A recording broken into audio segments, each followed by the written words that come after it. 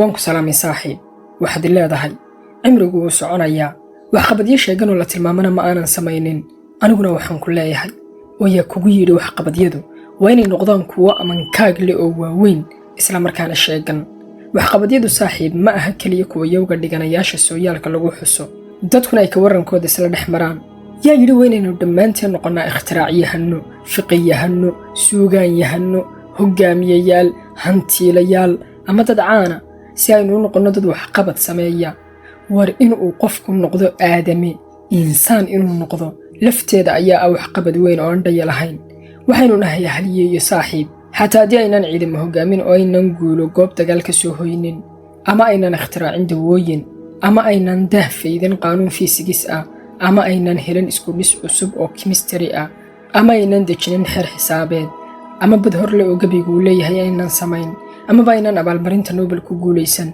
haliyeeyo ayaynu nahay markaynu gala halgamayno nafaheena sida maalinlaha ah inaanay ilaahay caasiin sidoo kale haliyeeyo ayaynu nahay markaynu caasino ee haddana aynu dib ugu soo noqono ilaahay inagoo taag daran oo toobad raadis ah haliyeeyo ayaynu nahay marka aynu dadka niyadda u dhisayno iyo markaynu erayadeena sida ka fiirsigala u xulanayno si aynaan dadka kale dareemayaashooda u durin oo aanay odhaahaheena ugu marganin haliyeeyo ayaynu nahay marka aynu soo marno miskiin wareegaalaysi wax ku gadaya ee aynu wax ka iibsano sicirka uu ku gadayana aynu uga yara badino ee haddana aynu sadaqo ilaahay dartiya oo dahsoon u niyeysano haliyeeyo ayaynu nahay marka aynu bisha dabayaaqadeeda gaadhno ee waxaynu faraha ku haynaa ay yaraadaan haddana aynu baahideena dadka ka asturanno haliyeeyo ayaynu nahay marka aynu ubadkeena ku tarbiyadaynayno in ilaahay ay ka cabsadaan ee aynu ugu ilaalino inay xifdiyaan jis camo sida aynu ugu ilaalino inay xifdiyaan jadwalka isku dhufashada haliyeeyo ayaynu nahay saaxiib marka aynu hooyooyinkan iyo aabayaashan u samafalayno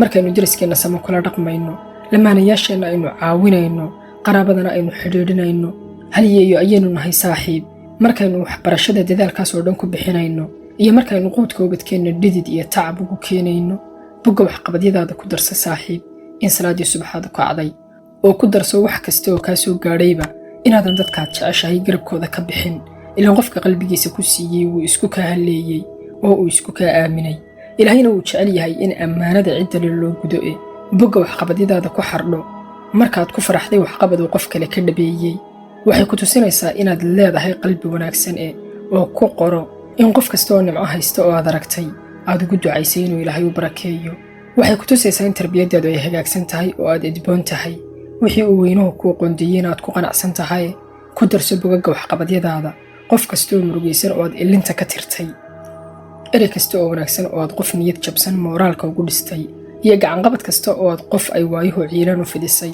ku diiwaan gasho bogagga waxqabadkaaga hinaase kasta oo aad la gubtahanyootay oo aad qarsatay si aydinan isu seegin ciddaas kula jirta idinka oo safarka nololeed dhexda kaga jira nabaadiino saaxiib intaasaynu soo qaadannay ilaa qabowsiga ahi waxay qayb ka tahay buuggeenna waan ku salaamay saaxiib waan ku salaamay saaxiib buugu qalma inta aad barkintaada dhinac dhigato inaad habeen walba gabal yar oo intan oo kale ah ka sii akhrisato kadibna adigoo ay niyaddu ku xasishay aad nabad ku seexato buugu qalma inuu agtaada laasimo igama haweynayn iyo buunbuunin aanu samaynayo laakiin xaqiiqatan wuu qalmaa macaankiisa niyad dejintiisa nafla hadalkiisa iyo hadalka kooban ee kaalingalka ee aan adkayn cilmiga iyo aqoonta weynna ahayn falsafadda ahayn aan eray bixinaha iyo xogaha cusub kugu soo biirinayn laakiin haddana isugu kaa toosinaya waxyaabo noloshaada khaaska ah oo aanay tobannaan buugoo falsafada hay isugu kaa aadinayn waxaasoo dhan daraaddood baanu akhristaa waxaasoo dhan ayaa ii sababay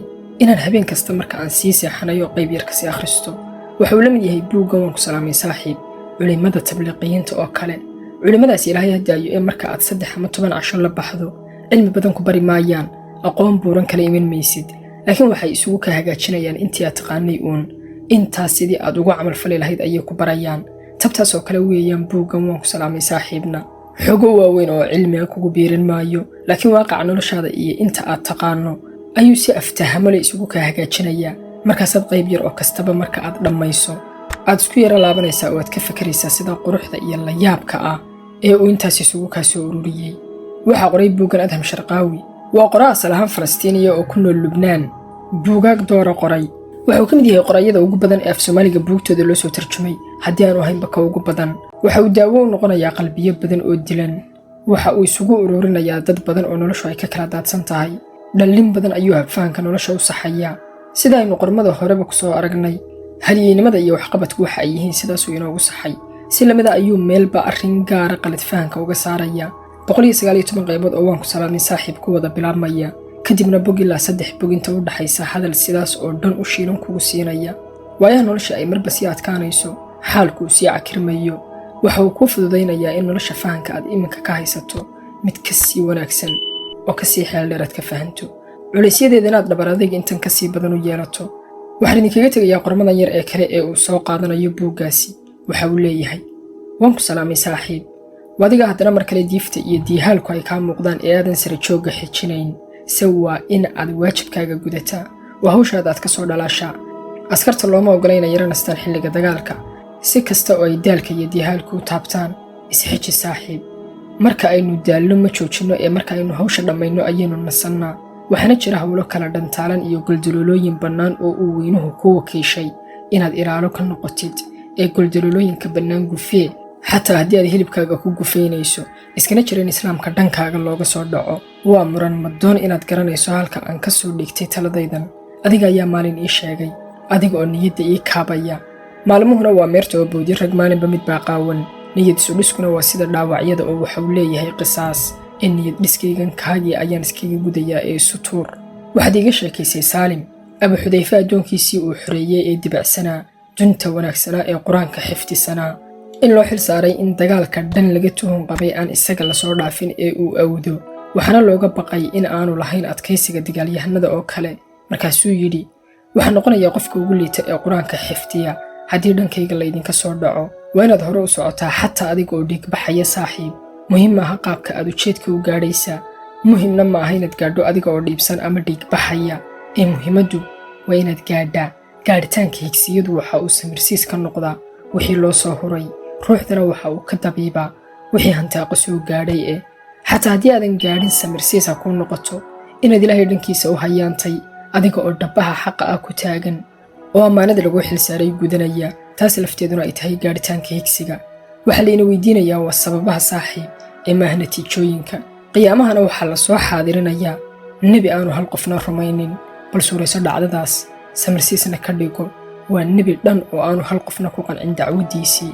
waxaad ila maraysaa tijaabo xoogaa qadhaadh oo aad ka dhammaanayso adiga oo badqaba idam alle.